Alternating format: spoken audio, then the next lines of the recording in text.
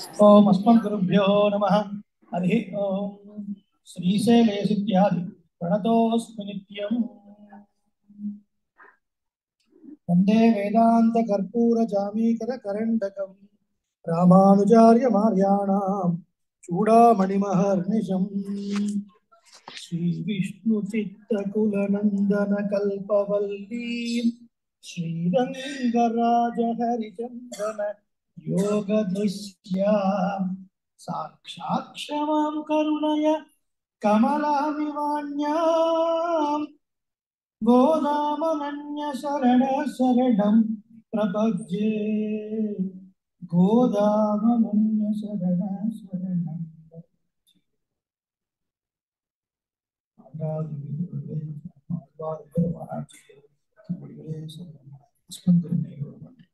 గోష్ఠికి స్వరూపానుపంగా దాసనాలు తెలియజేసుకుంటూ జయ శ్రీమన్నారాయణ భజే రామానుజాయ.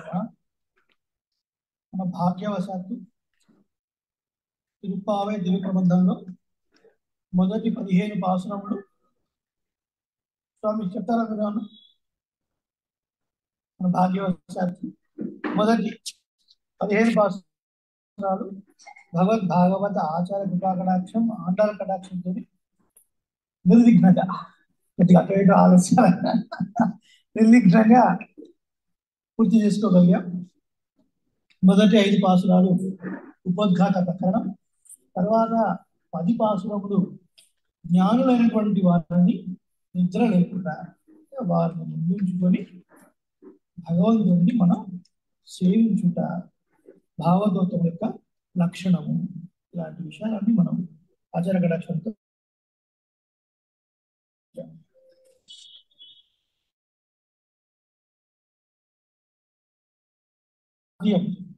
గురు వందన పూర్వకం అని మన శాస్త్రంలో మాట్లాడాలి. భగవంతుడికి చేసే నమస్కారం ఎప్పుడు భగవంతుడికి ప్రీతి కలిగిస్తుంది అంటే ముందు గురువుకి నమస్కారం చేసి ఆ తర్వాత భగవంతుడికి నమస్కారం. అందుకని మన సంప్రదాయంలో ఓం అస్మద్ గురుభ్యో నమః హరి ఓం. కొన్ని సిద్ధాంతాలు శ్రీ గురుభ్యో నమః హరి ఓం. ఏదైనా గురు నమస్కారం తర్వాత హరి. వేదం అధ్యయనం చేయడానికి ముందు ఒకసారి, చివరిలో కూడా మళ్ళీ ఒకసారి వేదాన్ని నిగమించినప్పుడు కూడా హరి ఓం మంత్రం మీకు వస్తారు. ఏమిటి కారణం?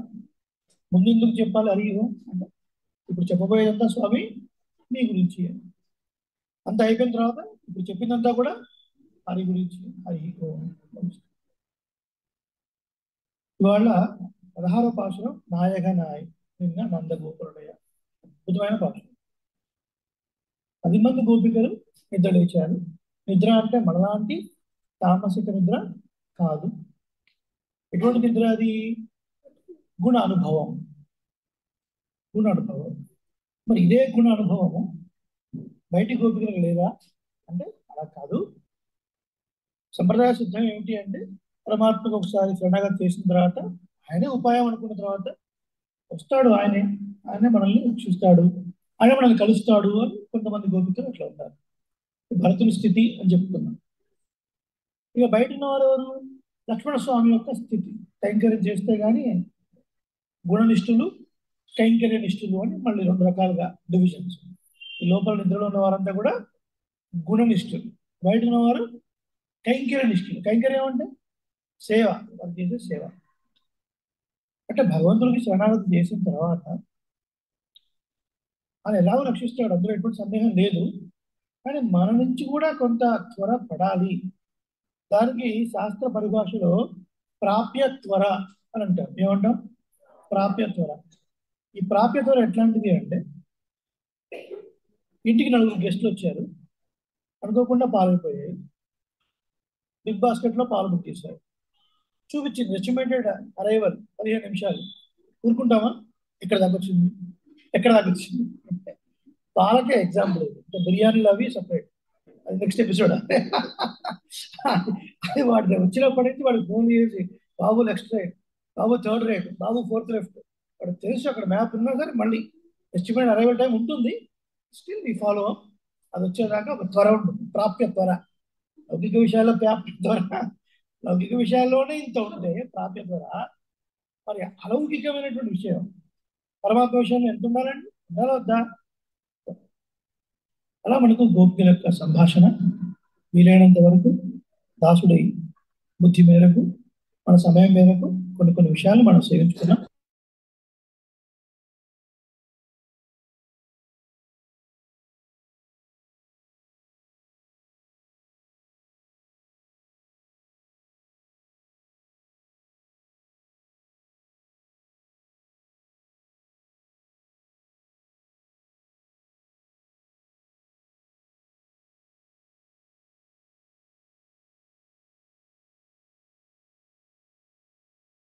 అది అయిందా నన్నాడాల్ మంచి రోజు.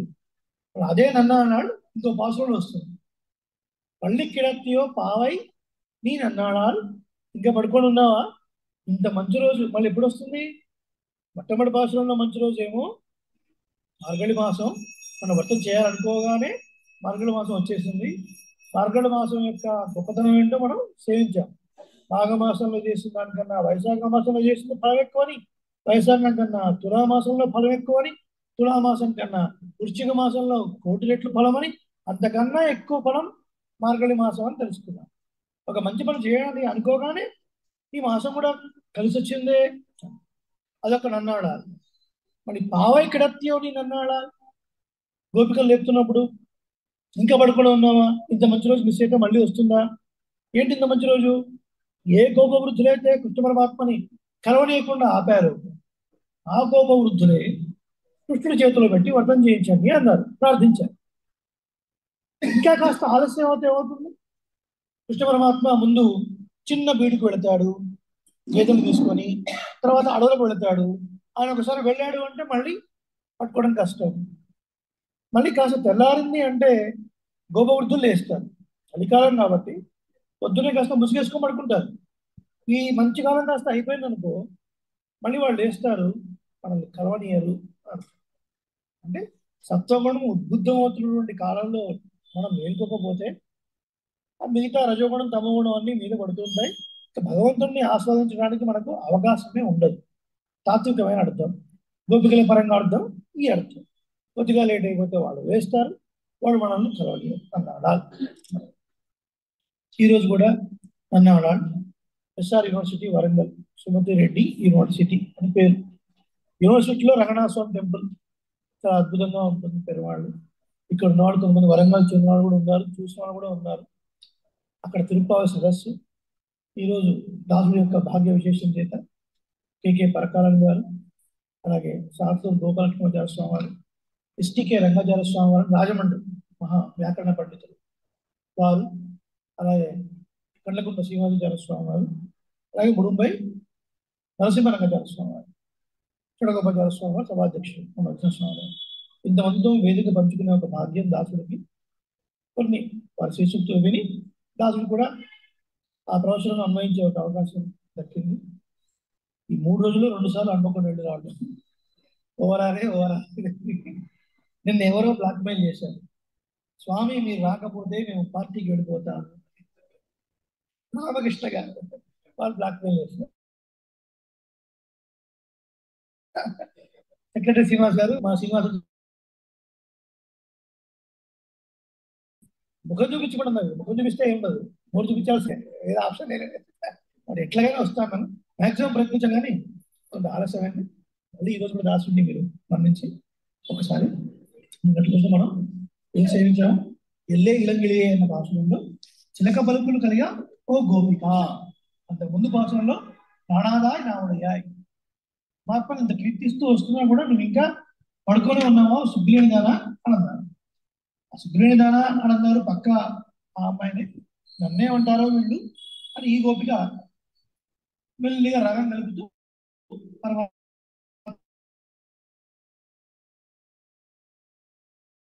మనకి వచ్చేయచ్చు అంటుంది. నానాదాయ అంటే పైకి మాకు కనిపించే మాట, అది లోపల అర్థం ఏంటో నేను సేవించాను కాబట్టి వీళ్ళు దర్శనం చేస్తున్నాను. ఇలా భగవాన్ నామాన్ని కీర్తిస్తూ వీళ్ళు వచ్చే సమయం నేను బయటకు వచ్చేసి అనుకుంది, కానీ వీళ్ళు వచ్చేసారు. ఇంకా నామం వినపడుతూ ఉంది. ఆ శ్రావ్యమైన గొంతును విని వెళ్ళే ఇలకి ఓ చిలక పలుకులు గల ఓ చిలుక లేత చిలుక పలుకులు గడదానా అని అన్నారు. భగవంతుని యొక్క గుణానుభవం చేస్తున్నప్పుడు ఎవరైనా ఏమన్నా పొగినా కూడా అటువంటి భావతత్వులకు అది నచ్చదు ఒక అర్థం మనం చెప్పుకున్నాం కదా. చెవులు చిల్లులు పడేలాగా అరవకుండా చెల్లు అనేవి నందమీర్ పోదరిగింది ఆనందాలు. బయటి వాళ్ళు బా ఎంత చమత్కారమైన మాట నిజంగా.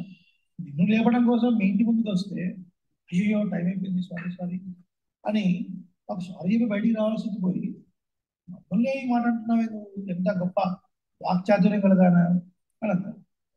ఇలాంటి వాళ్ళంతా మనకు ఆఫీసుల్లోను మన బంధువుల్లోను మన వీధుల్లోనూ కనపడుతుంటారు కదా. వాళ్ళు తప్పు చేసి మనం ఎంత వాదించినా మన నోరు గురించి వాళ్ళదే రైట్ అనేలాగా అలా సేపు బాగానే ఉంటుంది. కానీ ఆ నోట ఈ నోట పడి వాళ్ళ మీద ఒక రిమార్క్ అనేది వాళ్ళ పేరు చెప్ప వాళ్ళ అనగానే ఆ మార్క్ వస్తుంది. వాళ్ళు ప్రస్తుతానికి గెలుస్తారు కదా. టెంపరీ గెలుపు ఇంపార్టెంట్ కాదు. పర్మనెంట్ గా పెద్దల మనసులో ఏ స్థానం ఉందనేది మనకు చాలా ముఖ్యం.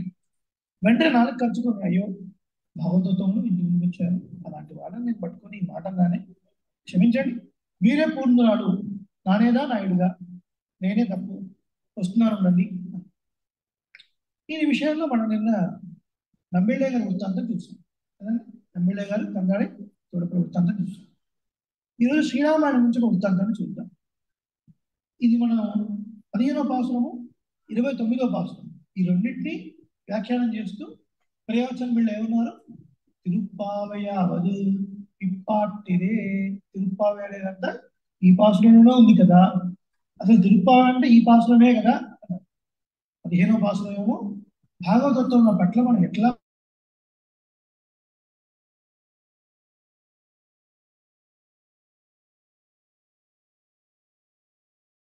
ఎట్లా ప్రవర్తించాలి. అపచారం, భాగవత అపచారం, అసహ్య అపచారం.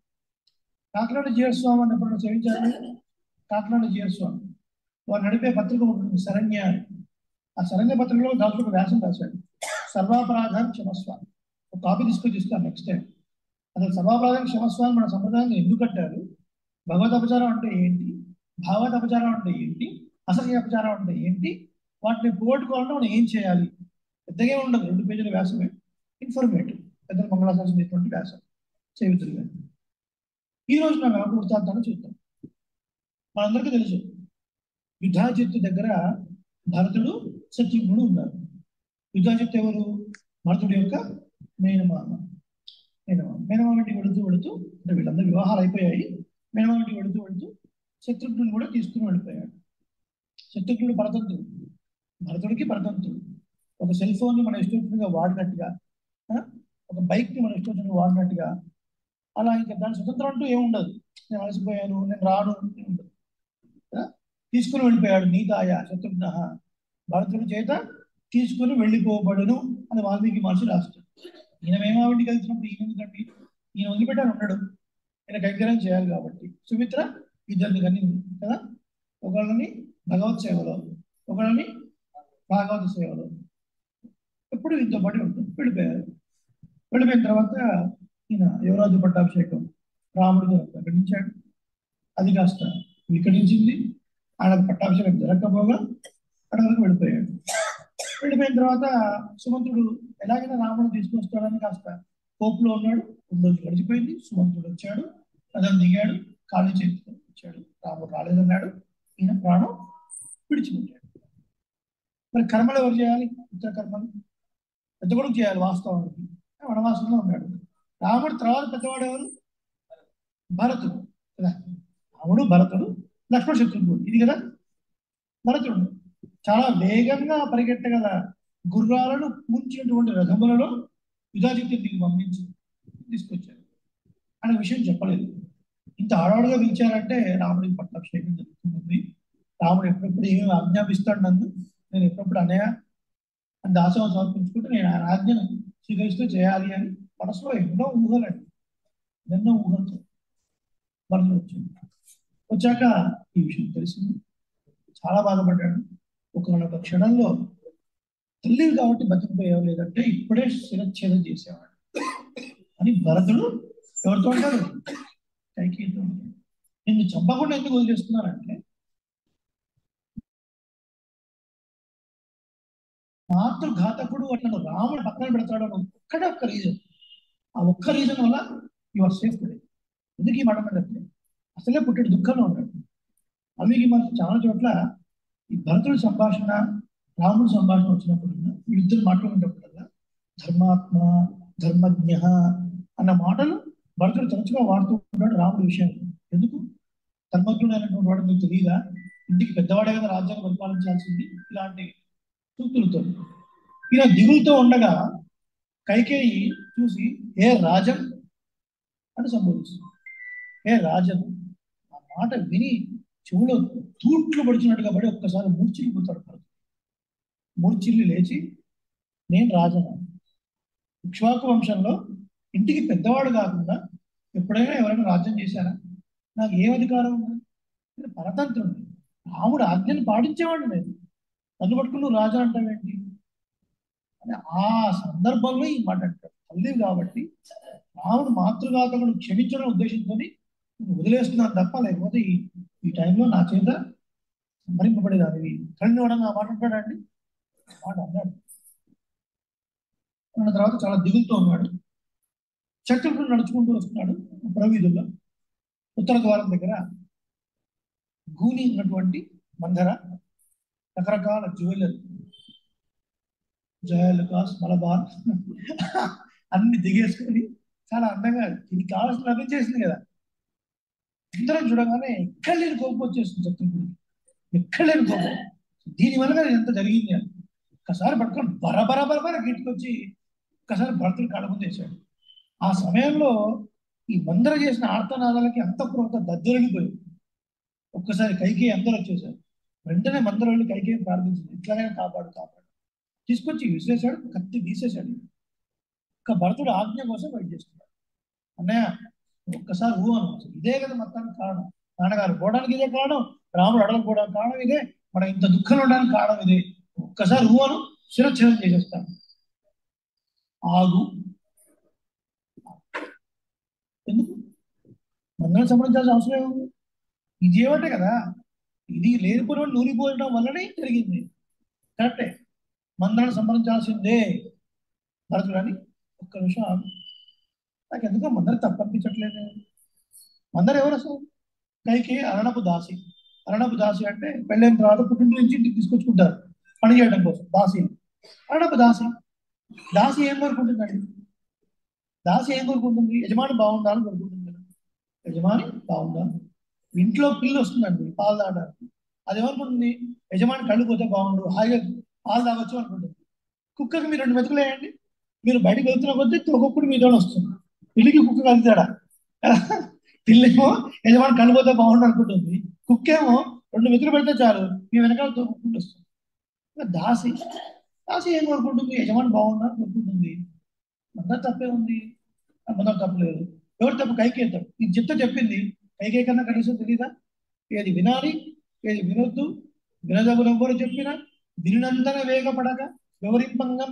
ఇది కదా శతకంలో, సుభాషితంలో. ఎందుకంత ఓవర్గా రియాక్ట్ అన్నారు? కరెక్ట్, కైకేయిదే తప్పు. కానీ నాకు కైకేయి కూడా తప్పు అనిపించట్లేదురా అంటాడు భరతుడు. ఎందుకన్నయ్య? అవును, తన కొడుకు యువరాజు కావాలనుకుంది కదా, వరాలు ఉన్నాయి, అడిగింది, ఆమెదే తప్పు. ఇప్పటికైనా పెద్ద పొజిషన్ ఉండాలని కోరుకుంటారు కదా, తప్పేం కాదు కదా. మనం కూడా కష్టపడి పిల్లల్ని అప్పు చేసి లోన్లు చేసి అమెరికాలకు ఆస్ట్రేలియాకి పంపిస్తున్నాం కదండి. ఆ తర్వాత వాళ్ళు మనం గుర్తు పెట్టుకుంటారో మర్చిపోతారో సెకండరీ అది కదా. మనం కష్టపడుతున్నావా లేదా వాళ్ళ కోసం చేసుకుంటాం. నాకు కూడా తప్పలేదు. సరే, రాజుగారు తప్పు. ఎవరు రాజు? దశరథుడు కదా.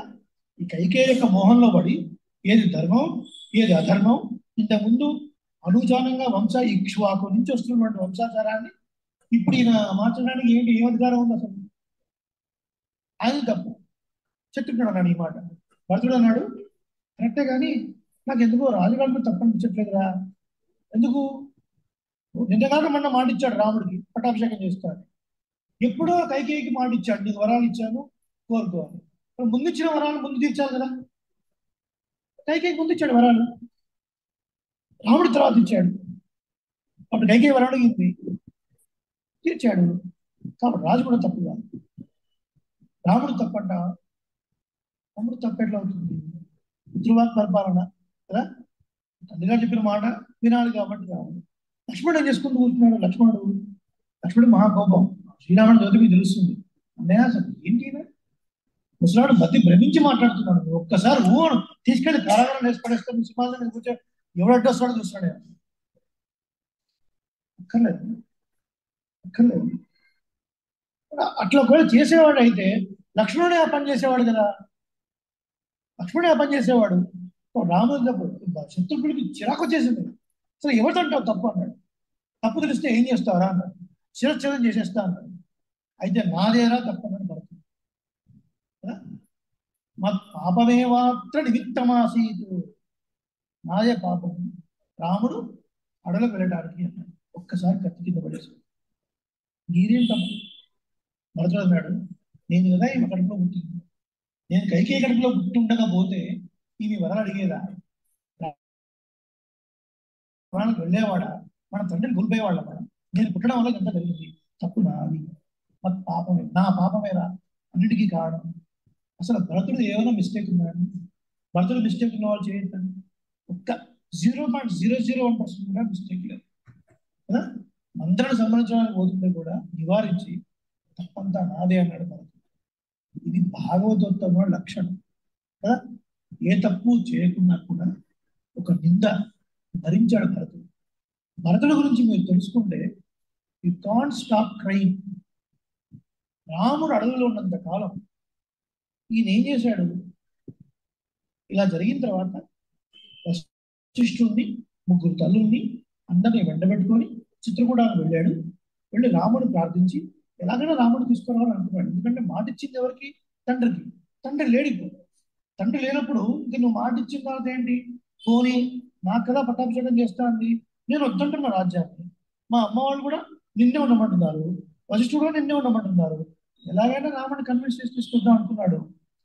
రాముడికి ఎన్ని అవకాశాలున్నా రాజ్యాన్ని తీసుకోవడానికి తీసుకోలేదు. పితృవాక్ పరిపాలనలో ఉన్నాడు రాముడు. తిరిగి రాలేదు. మరి రాముడిని నిర్బంధించవచ్చు లక్ష్మణులాగా. కానీ భరతుడి స్వరూపం అది కాదు. భరతుడి స్వరూపం పారతంత్ర్యము. రాముడి మనసుకు తగ్గట్లుగా నడుచుకోవాలి. కాబట్టి నేను రాలేను, పాదుకలు ఇస్తాను అన్నాడు. అందరికీ డౌట్ ఏంటంటే రాముడి అన్ని ముందే ఊహించి ఓ సంచిలో పాదుకలు పెట్టుకొని పోయాడా? సంచిలో పాదుకలు పెట్టుకొని పోయాడా? ఎట్లా పాదుకలు ఇచ్చాడు? పాదుకలు ఇచ్చాడు అది ఇప్పుడు అది చూసి ఆనందించాడు కొంతమంది. పాదుకలు ఎక్కడి నుంచి వచ్చాయి? కొంతమంది కావచ్చు. అంటే మన ఆచారాలు చాలా రహస్యంగా. ఇప్పుడు శ్రీరామాయణాన్ని మన గురువాచార్యులు పిండి జురుకున్నంత ఎవ్వరు ఎవ్వరు ఎవ్వరు జురుకోలేదు, జురుకోబోలేరు కూడా. There is no doubt about. పర్యావచనం వెళ్ళేది శ్రీసూక్తులు, కనుషలోకి రామాయణం. ఈ మొత్తం 16 రోజుల్లో 2 సార్లు దాసు డేట్ వచ్చాడు. 30 1 అవర్ అది కంపల్సేట్. ఒక బోనస్ ప్రవచనం పర్యావచనం వెళ్ళాయంటే ఎవరు ఆయన శ్రీసూక్తులు ఎట్లా ఉంటాయి? ఒకటే శ్లోకాన్ని పిండి పిండి పిండి పిండి పిండి మనం అనుభవిద్దాం. అది అది రాముడి యొక్క అనుగ్రహంగా. అహం వేద్ది మహాత్మాను, ఫాల్ ఇన్ లవ్ అనమాట. పర్యావచనం వెళ్ళే వ్యాఖ్యానం అంటే అంత అద్భుతమైన వ్యాఖ్యానం. అట్లా ఉంటుంది.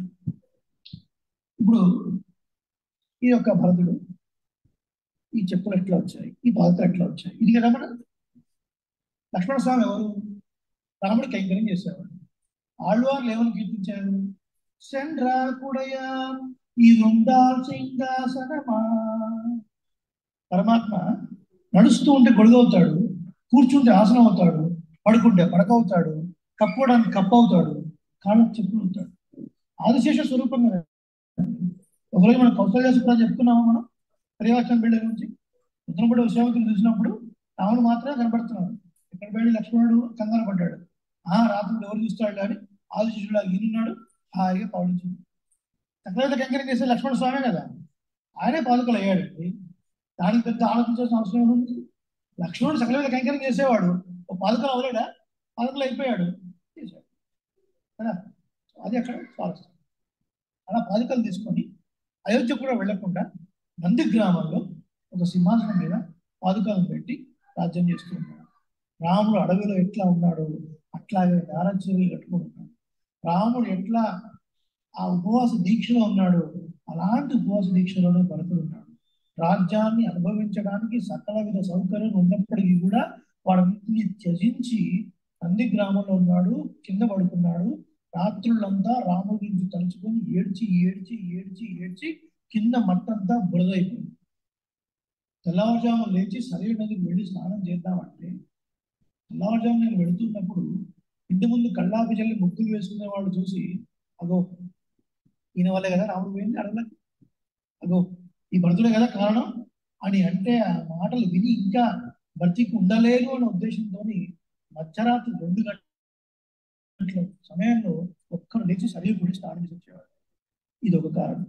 రెండో కారణం, రాముడి యొక్క విరహాన్ని తట్టుకోలేక ఒళ్ళంతా వేడెక్కిపోయింది. ఆ వేడెక్కిపోయి సూర్యోదయం అయిన తర్వాత వెళ్ళి శరీరంలో మునిగితే ఆల్రెడీ శరీరంలో వేడి ఉంది, మళ్ళీ సూర్యకిరణాల వేడి అది తాపాన్ని చల్లార్చదు కాబట్టి అర్ధరాత్రి వెళ్ళి స్నానం చేసేవాడు. అంత నిష్ఠతో ఉన్నాడు. అందుకనే శ్రీరాముడు కూడా పుష్పవిమానం దిగిన తర్వాత భరద్వాజ ఆశ్రమంలో వచ్చి హనుమంతుడు పంపించి భరతుడి మనసు అంటే కనుక్కొనిరా, 10 సంవత్సరాల కూడా రాజ్యం చేసింది, రాజ్యం మీద కాంక్ష ఉంటే do not disturb him with any cost, come ACP the same route అని చెప్పేసి ఎట్టి పరిస్థితుల్లోనూ డిస్టర్బ్ చేయదు. నా కోసం వెయిట్ చేస్తున్నాను అనుకున్నప్పుడు మాత్రమే కబురు చెప్పట్లేదు. అప్పుడు భరతుడు నీ కోసం వెయిట్ చేస్తున్నాడు అంటే 14 సంవత్సరాల తర్వాత నువ్వు ఒక్క రోజు లేట్ అయినా ప్రయోగవేషం చేస్తానని భరతుడు. ప్రయోగవేషం అంటే సూసైడ్ చేస్తాను. అలా భరతుడి మనసు కనుక్కున్న తర్వాత పుష్పయోగాలను వచ్చిన తర్వాత ముందు భరతుడికి ఏది కట్టది చేసి తర్వాత రాముడు చేసుకున్నాడు. ఆ తర్వాతనే పట్టాభిషేకం చేసి. ఇది భరతుడి యొక్క లక్షణం. ఆ ఇక్ష్వాకు వంశం అంతా ప్రకాశించింది ఎవరి వల్ల? భరతుడు వల్ల. జనక చక్రవర్తి యొక్క పెద్ద కుమార్తె సీత వల్ల జనక వంశం ప్రకాశించింది కదా. ఆ తర్వాత యాదవ వంశం ప్రకాశించింది చివరి వాడి వల్ల, ఎవరు? కృష్ణుడి వల్ల. ఇక్ష్వాకు వంశం ప్రకాశించింది మధ్యలో వాడి వల్ల, ఎవరు? భరతుడి వల్ల ప్రకాశించింది. 1000 రెట్లు ప్రకాశించింది. రాముడు ఉన్నాడండి, తండ్రి మాట వినడం అది వినాలి, అదేముంది గొప్ప, అది కాదు. భరతుడు నైనింద న్యాయం తీసుకోవాలి, అలా భరతుడిని జీవించాలి. ఇది భాగవతంలో లక్ష్యం. మన తప్పు ఉన్నా లేకున్నా సూక్షాక్షరాన్ని మాట పెద్దలు ఎవరైనా అన్నా కూడా సర్వప్రథం క్షమస్వ దాసోహం క్షమించండి అని వెళ్ళాలి తప్ప వాదన చేయకూడదు. ఇది భాగవతత్వం లక్షణము అని మనకు తెలియజేశారు. ఇంకొక విషయం, లోపల గోపిక ఏముంటుంది? 15వ భాష ఎల్లారు పోందారో పోందారు పోండి ఇక్కడ అందరూ అందరూ బయటకు వచ్చి లెక్క పెట్టుకో. ఎందుకు?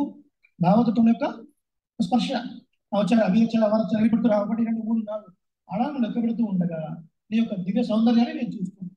భాగవతత్వం దగ్గర నుంచి సేవించడం కూడా ఒక గొప్ప అదృష్టమే కదా.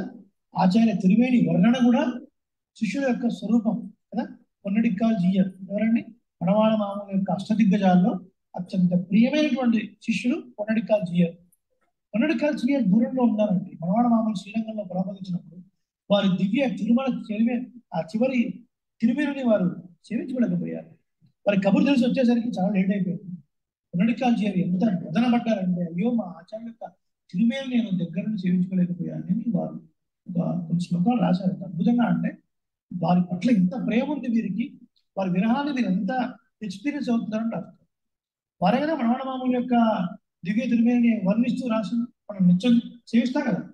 శ్రీయతామదై తాళినే వాడియే చేలి వాడి తిరు నాది వాడి. ఆచార్యులకు అందమైన భుజముడు, చక్కటి నాభి కమలం.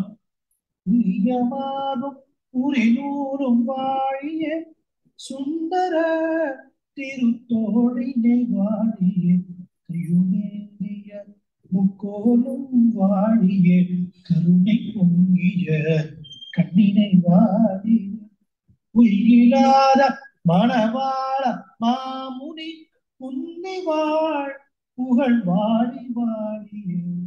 వారి చేతులను త్రిదండం, వారి బాహువులు, వారి నాభి కమలం, వారి శరీరమైనటువంటి యజ్ఞోపవీతం, త్రిదండం, జలపవిత్రం, ప్రతి దాన్ని వర్ణించారు. ఆచార్య తిరుమేని వర్ణించడం శిష్యుల యొక్క లక్షణం. అలా భాగవతంలో వచ్చి అందరూ వచ్చారా అని లెక్క పెడుతూ ఉంటే ఈ సౌందర్యాన్ని చూసి మేము తరిస్తా ఉన్నాం. అది ముందుండాలి, మనం వెనుకుండాలి. తీర్థకోశం నడుస్తున్నప్పుడు అందరం కట్టేసుకుంటూ ముందుకు వెళ్ళకూడదు. అంటే పెద్దలు ఉండాలి, అది వెనకాల మనం సేవించాలి. అది మనకు స్వరూపం. ప్రసాదం తీసుకున్నా సరే ప్రసాదం అర్చక స్వామి ఇస్తారు, అదొక పడి. అదొక కొన్ని చోట్ల పడి ప్రసాదం ఉంటుంది కదండి. మామూలుగా ఆలయం అయిపోయిన తర్వాత అరళప్పాడు చెప్తారు, మనం కూడా మనం చెప్పుకున్నాం కదా. ఆచారం చూస్తున్నప్పుడు హరిహర స్వామి అరళప్పాడు అంటారు. హరిహర స్వామి అంటే రాగా తాళాలతో ఆళ్వార్ల పాసురాలు చెప్తూ అభినయం చేస్తూ, వాళ్ళ ముఖంలో ఆ పాసురాలకు అభినయం ఉంటుంది, తాళం వేస్తారు, రాగంగా పాడతారు, కాళ్ళు చేతులు కదుపుతూ నాట్యం చేస్తూ మాడతారు తిరమాల ముందు. ఆ నాట్యం చేస్తున్నప్పుడు కాలుని ఎక్కువగా పైకి ఎత్తారు, కొద్దిగా మాత్రం పైకి ఎత్తారు. ఎందుకు? తిరమాల ముందు మనం కాలంత పెద్ద ఎత్తకూడదు, అభినయంలో భాగం కాబట్టి కొద్దిగా ఎత్తారు. మార్గళి తింగళ్ టింగ్ అని శబ్దం వస్తుంది, అది హరిహర స్వామి అభినయం చేస్తూ నాట్యం చేస్తూ రాగా తాళంతో చేస్తూ. హరిహర స్వామి ఎవడప్ప ఆడినా కానీ వారు ఏం చేస్తారు, నాయిందే నాయిందే అయ్యా స్వామి నేనున్నాను అనగానే ఆ ప్రసాదం ఇస్తారు. అలా పడి ప్రసాదం అయిపోయిన తర్వాత మెల్లిగా మీ దాడులు ఇస్తారు. కొంతమంది అత్తయ్య స్వామి మీద పడిపోయి తీసుకుంటారు, దౌర్జన్య పడి అని పేరు. దౌర్జన్య పడి అలా చేయకూడదు కదా, వారు ఇస్తారు. అలా మీదికి వెళ్తారు, కీర్తన ఇస్తున్నప్పుడు ముందు ముందుకు వెళ్ళి తోసుకొని పోవడాలు, ఇది భావతత్వం లక్షణం కాదు. మన కనుకనే మనం ఉండాలి, వారు ఎవరైనా ముందుకు రండి అంటేనే మనం రావాలి. భావతత్వం లక్షణం. ఇవాళ పాసురం నాయకనాయ నిన్న నందగోపులనే గుడి కాపాడు. 10 మంది గోపికలు ఇవ్వడం అయింది, 10 మంది ఆళ్వార్లు వచ్చారు. వీళ్ళందరినీ ముందు పెట్టుకొని ఆ శ్రీవల్లిపుత్తూరులో ఉన్నటువంటి పడపరి పోయి ఉడయా ఆ దేవస్థానాన్ని నందగోపుడి భవనంగా భావించింది గోదాదేవి. భావన ప్రకర్షతోని నందగోపుడి యొక్క భవనాన్ని చేరుతున్నారు. ఈ గోపికలంతా కలిసి చేరుతున్నారు. ఇప్పుడు వాళ్ళని ప్రార్థిస్తున్నారు. నాయకనాయ్ నిన్న నంద గోపనుడయ கோயில் காப்பானே முடித்தோன்னும் தோரணவாசல் காப்பானே மணிக்கதவம் தாழ் திரவாய் ஆயர் சிறுமியரோமுக்கு அரைபறை மாயன் மணிவண்ணன் மின்னலே வாய் நேர்ந்தான் தூயோமாய் வந்தோம்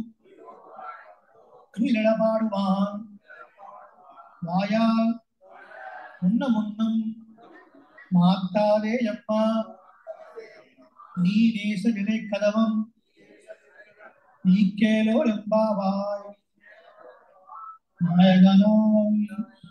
నాయకనాయ నిన్న నందగోపుడే కోయిలు కాపాలి. అందరికీ నాయకుడుగా ఉన్నటువంటి నందగోపుడు యొక్క భవనాన్ని కాపాడేటువంటి ఓ ద్వారపాలకులారా, కొడుతోను తోరణవాసలు కాపాలి.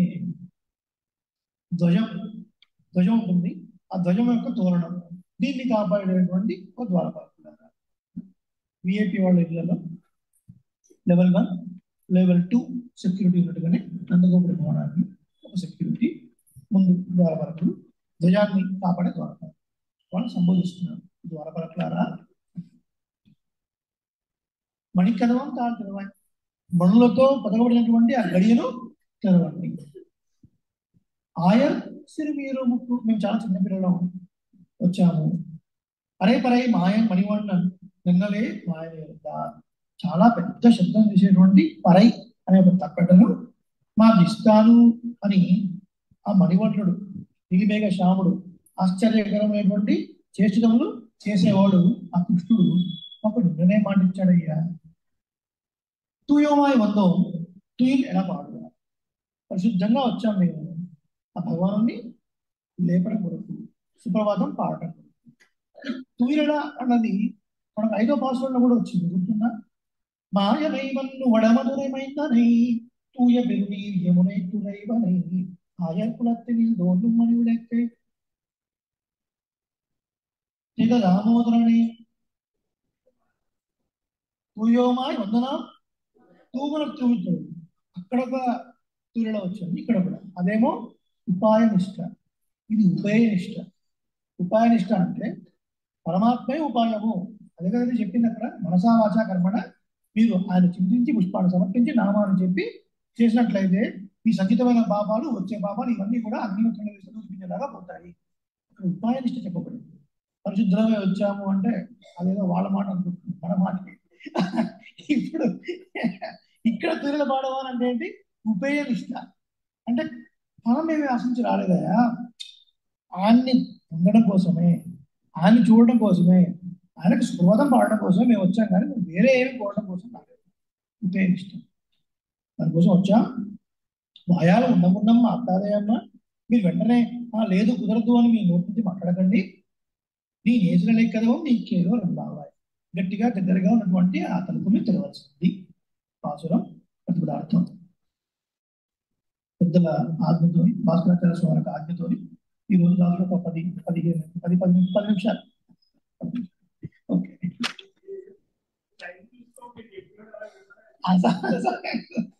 ఇక్కడ ఒక స్వారస్యం ఏంటంటే తూరెడ పాడువాన్ అలాగే ఉంది పాసురం, బాకి పావుతుంది.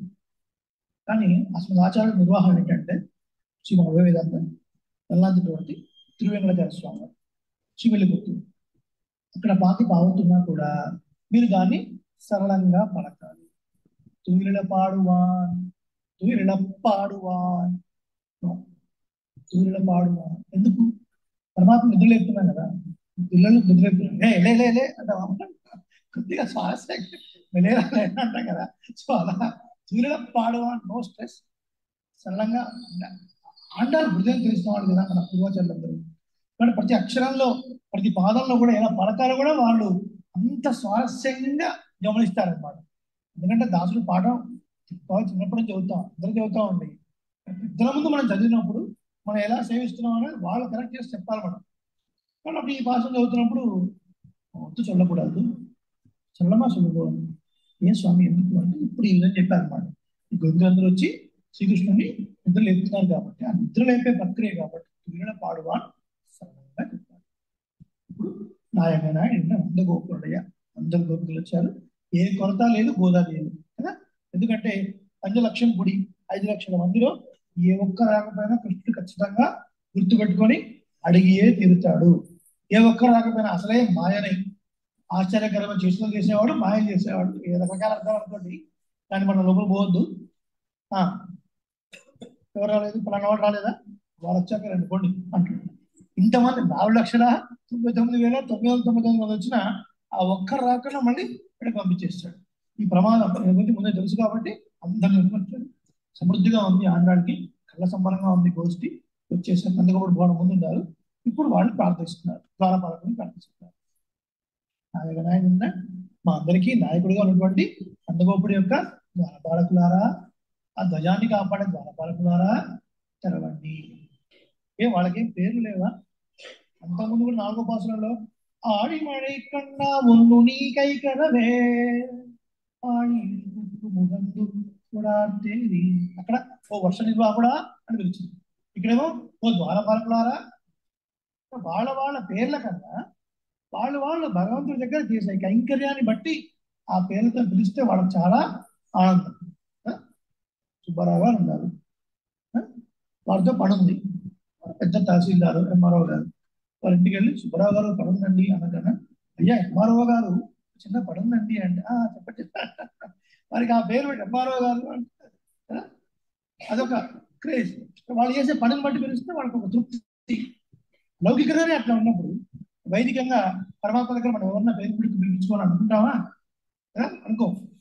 తాళం వేసేవారు, కాడ పట్టుకునేవాళ్ళు, హారతి ఇచ్చేవారు, అయ్యర్ స్వామి, ఇలాంటి పేర్లే పరమాత్మ దగ్గర. మనం చేసే కైంకర్యాన్ని బట్టే అలా పిలుస్తున్నారు. పిలుస్తోను తోరణవాసులు కాపాడు, ఈ ధ్వజాన్ని కాపాడేవారు ద్వారపాలకుల ద్వారా ప్రార్థిస్తున్నారు. ఏంటి ధ్వజం ఏంటి? ఇక్కడ ధ్వజం ఎందుకు ఉంది వాళ్ళ ఇంట్లో, ఎందుకు పెట్టాడు అంటే ఇదంతా కూడా ఒక మాస్టర్ ప్లాన్. ఎవరిది? శ్రీకృష్ణుడు కదా. ఈ గోపికను కలుసుకునేటప్పుడు రాత్రి వేళ కదా. ఈ గోకులంలోనేమో అందరిళ్ళు ఒకలానే ఉంటాయి. ఈ రాత్రి కూడా వచ్చినప్పుడు నాకు కన్ఫ్యూజ్ అయిపోతుంటారు ఎవరిళ్ళు ఏది అని. ఇది కలవడానికి వచ్చిన గోపికలు. ఇప్పుడు ఒక మాస్టర్ ప్లాన్ వేసి నందగోపురం దగ్గరికి వెళ్ళి, నాన్నగారు అసలు ఈ నందవ్రజాతి ప్రభు మీరేనా నిజంగా? నేనే కదా, నీకు డౌటా అన్నారు. కరెక్టే, అందరిళ్ళు ఒకలా ఉన్నాయి, మనసు కూడా సేమ్ ఉంది. మీరు రాజుగారిని ఏదన్నా ఐడెంటిఫికేషన్ ఉండాలా వద్దా? నందగోపురం డబ్బు సాధు అరే కరెక్టే కదా, అవునండి ఏం చేయమంటే కృష్ణ అని. ఒక పెద్ద ధ్వజాన్ని పెట్టించండి అన్నాడు. పెద్ద ధ్వజం పెట్టించాడు. ఈ గోపికలకు కన్ఫ్యూజన్ లేకుండా కదా, అసలే రాత్రి కలుసుకునేవి, రాత్రి చీకటి, మనవాడు కరుపు నల్ల, కాబట్టి ఈ చీకటి ఆ చీకటి ఏం గుర్తుపడతాం కష్టం, కనీసం ఇల్లేనా గుర్తుపడకపోతే ఎట్లా. ఆ ధ్వజం, ఆ ధ్వజాన్ని పెట్టించాడు మనవాడు. ఇక్కడ ధ్వజం ఉండడం వల్ల ఈ కృష్ణుడి ఇల్లు అని గుర్తుపడాలి. వాళ్ళు ప్రార్థిస్తున్నారు. వాళ్ళ డిస్కషన్లో పరకాల స్వామి వారు అంటారు ఒక మాట, ఈ ప్రియవాచాన్ని వెళ్ళేసి సూక్తులు మూవారిపడి లాంటివి చేయించిన వాళ్ళు కూడా కొన్ని చోట్ల ఈ నాయకరాయ భాషల దగ్గర ఈ ద్వారపాలకులను ప్రార్థించేటప్పుడు ఏదో ఒక ఆఫీసర్ గారిని మనం ప్లీజ్ చేసుకోవాలి అంటే, ఆ ఆఫీసర్ గారిని మన కొంచెం మెప్పు పొందాలి అంటే ఆ ప్యూన్లు ఉంటారు కదా, ఆ ప్యూన్లకు వాళ్ళకి ఏదో సంథింగ్ సమర్పించినట్టుగా ఆ ప్యూన్లను కాస్త పొగుడుతున్నట్టుగా చెప్తారండి. అట్లా చెప్పొచ్చునా అండి? లేదండి, విదయాచరణ బిళ్ళ ద్వారశేషి మంత్రాలను గ్రహించి ఆచార్య స్వరూపంగా చెప్పారు. జ్ఞానపాలకులు అంటే ఒక విషయం చెప్పాలి, అది స్వగతమైనప్పటికీ కూడా అది మీతో పంచుకోవడం భగవత్ సంబంధం కాబట్టి మీతో పంచుకుంటాం. The very first time Srirangam వెళ్ళినప్పుడు 1.5 years బ్యాక్, అక్కడ శ్రీరంగంలో ఒక భావతత్వం ఉన్నారు, వాణిగారని చాలా ఆప్తులు, గొప్పవాళ్ళు. 8 years బ్యాక్ తనకు ఉద్యోగంలో ఉన్నారు ఎక్సెంచర్, ఆ ఉద్యోగాన్ని వదిలిపెట్టి శ్రీరంగంలో ఇల్లు తీసుకొని నిత్య ప్రమాణ కైంకర్యంగా ఉంటారు. వారిని ముందు పెట్టుకొని వెళ్ళారు ప్రమాణ సేవించడానికి. ఆ వెళుతున్న రవి గారు మీరు వెంటనే నాయగనే పాసన ఒకసారి సేవించండి, రంగడాన్ని సేవించడానికి ముందే నాయగనే సేవించండి, ద్వారపాలకులను ఒకసారి. దేవాలయాన్ని చూస్తున్నాం అంటే 5 గుర్తు పెట్టుకోవాలి. 5 ప్రాస్, ప్రా ప్రా ప్రా ప్రా ప్రా. ఫస్ట్ ఎంటర్ అవుతాం కదా, కాలు కడుక్కుంటాం, పక్షాల కాలు గోమటం ఏంటి, మనసులో ఏమున్నా కూడా అన్ని వదిలేసి ఇక్కడ స్వామివారిని మనసుకి ఎందుకు చేయాలి, దేవస్థానం దగ్గర నమస్కరించాలి. దక్షిణం, ప్రదక్షిణం చేయాలి. ప్రదక్షిణం చేస్తున్న సేపు పరమాణు మనకు కుడి వైపే ఉంటాడు, దక్షిణ వైపే ఉంటాడు. ఆ తర్వాత లోపలికి వచ్చిన తర్వాత ప్రస్తుతి, అక్కడ ఆంజనేయ స్వామి ఉంటే ఆంజనేయ స్వామి సన్నిధి, లేదంటే దొడ్డాడు వారి సన్నిధి. ఆ తర్వాత అత్యవ స్వామివారికి జయవిజయులకి నమస్కారం చేయాలి. ఆ తర్వాత ఆళ్వారు ప్రార్థన చేయాలి, ఆళ్వారు అమ్మవారు, తర్వాత పెరుమాళ సేవించాలి. లాస్ట్ ప్రసాదం. ప్రసాదం తెలుసులేదు, ప్రసాదం చెప్పినప్పుడు ఉపలక్షణం కాబట్టి తీర్థ శ్లోకం అందరికీ వచ్చేస్తాయి ప్రాసెస్. బట్ మీరు ఒకసారి ఆయన చదవండి అని చాలా భోగ్యంగా ఉంటారు అక్కడ ద్వారపాలకులు కూడా. ఆయన భాషను చదువుకుని వెళ్ళారు, దగ్గరికి వెళ్ళారు. ఆ రోజు మా భాగ్యం, నంపెరుమాళ్ళు అక్కడ మేము ఇక్కడ చిన్న గేట్ లాంటిది ఉంది, అది తీసి రండి అని వాణిగారితో పాటు వెళ్ళాం కాబట్టి రండి అన్నారు. కొంచెం ముందుకెళ్ళి సేవించాం. నేను నంపెరుమాళ్ దగ్గర చూసే ఒక భాగ్యం.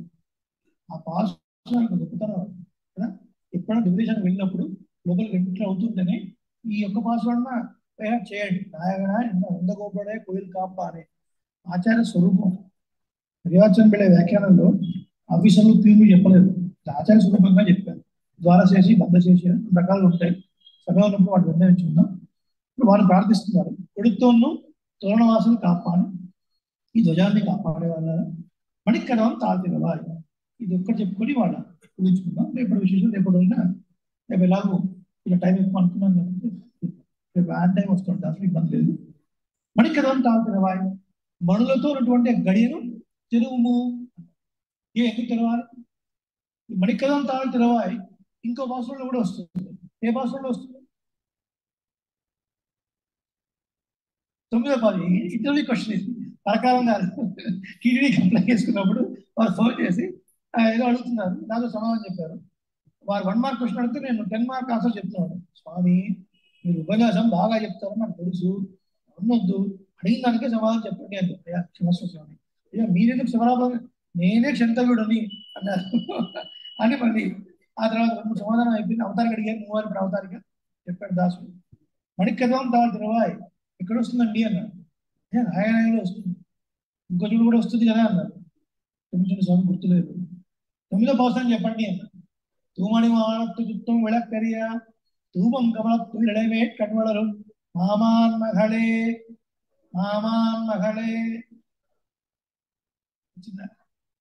క్షమించండి సార్, పర్లేదండి. మణికథం తాళ తిరవాని ఎందుకన్నారండి?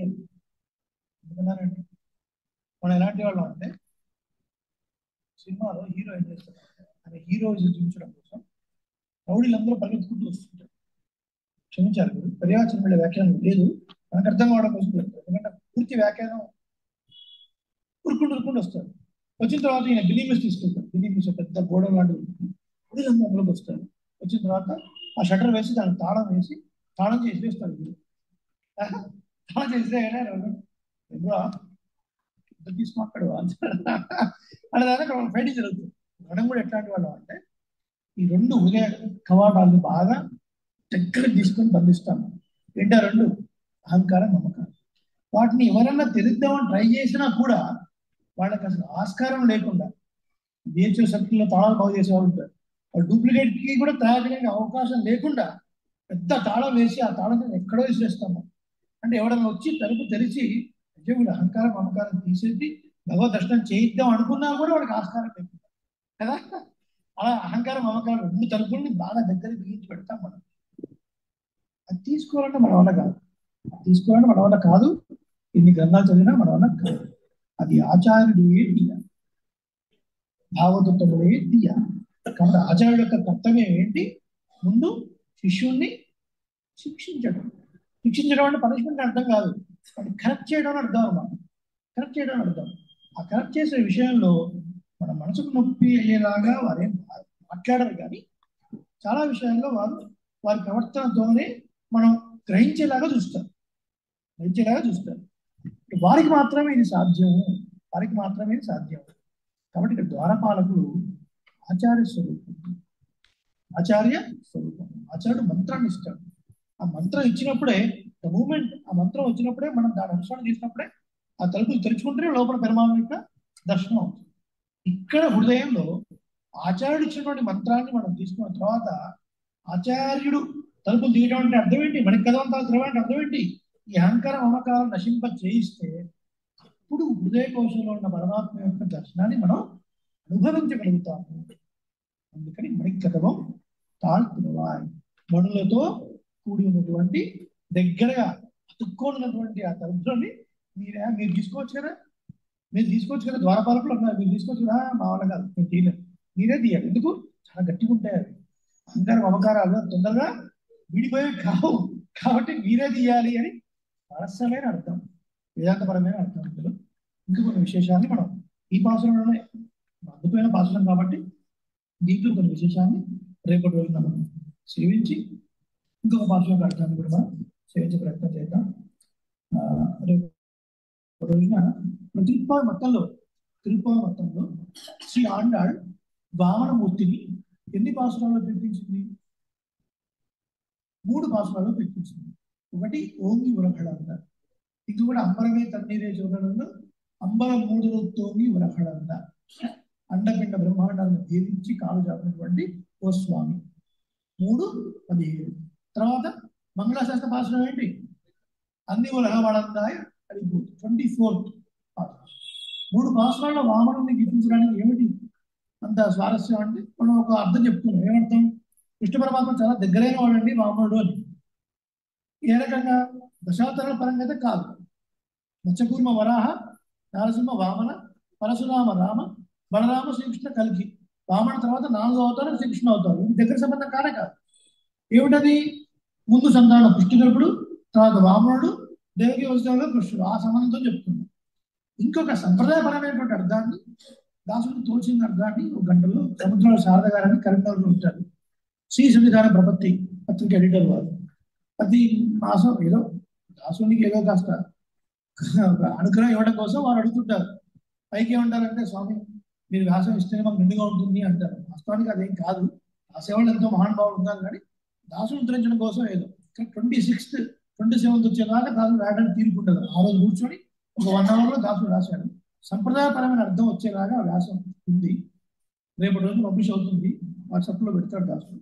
ఒకసారి దాన్ని సేవించి దాసుడికి మంగళాశాసనం చేయ ప్రార్థన. శ్రీమచ్చే విష్ణు చిత్తార్య మనోనందన హేతవే నందనందన సుందర్యై గోదాయ నిత్య మంగళం. వేద వేదాంత వేద్యాయ మేఘశ్యామలమూర్తయే పుంసాం మోహన రూపాయ పుణ్య శ్లోకాయ మంగళం. ఆండాళ్ దివ్య తిరుమలే శరణం. ஆழ்வார் எம்பெருமானார் ஜீயரு திருவடிகளே சரணம். ஸ்வஸ்தி. அநேக மங்கள சஸ்னம் ஸ்ரீ ராமானுஜாயம்.